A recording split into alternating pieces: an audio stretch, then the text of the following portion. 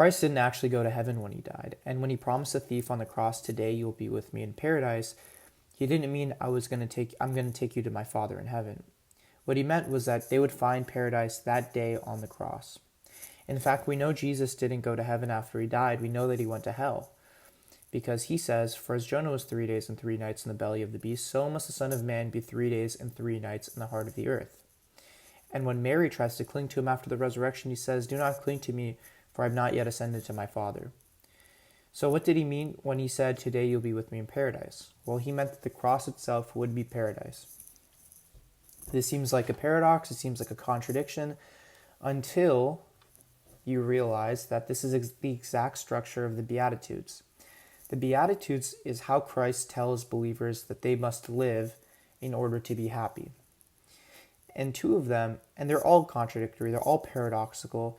For example, blessed are those who weep, for they shall be comforted. Right? Blessed are those who mourn, for they shall be comforted. And it's not even blessed, actually. It's happy are those who mourn, for they shall be comforted. The Beatitudes are full of paradox and they're beautiful, but I'm going to focus on two for right now. Happy are those who are persecuted for the sake of righteousness, for theirs is the kingdom of heaven. Not that the kingdom of heaven is coming, but that it's already theirs. And so when Christ was being persecuted for the sake of righteousness on the cross, he was already in the kingdom of heaven. And so that was the paradise that he was also promising to the thief. Additionally, there's another beatitude, one that says, blessed are those who hunger and thirst for righteousness, for they shall be filled. And on the cross, one of Christ's last 7 sayings is, I thirst. Now this obviously refers to physical thirst, but it also refers to spiritual thirst.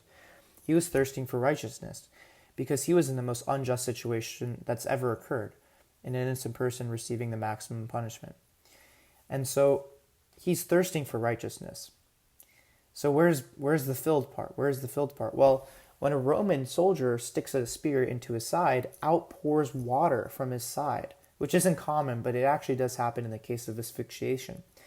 And so while he's physically thirsty and he's physically outpouring water, this points to spiritual thirst for righteousness and spiritually pouring out righteousness, which harkens back to when Christ says, whoever believes in me, rivers of living water will spring forth from their innermost being. It's an exact image of that promise. So at the same time that he's thirsting for righteousness, by thirsting for righteousness, he is righteous. His desire for righteousness that's unfulfilled is a righteous desire. And so he's filled with righteousness. So that same thirst is also what outpours a river of living water.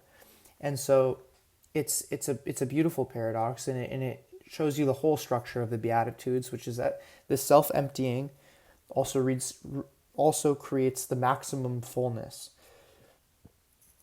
And so so when Christ tells the thief on the cross, today you'll be with me in paradise, he's talking about the cross itself, and he's saying that because you have taken the right kind of attitude and approach towards life, which is to tell the truth and to be humble in heart, now this terrible experience will be as paradise to you. And it's a very, very beautiful thing.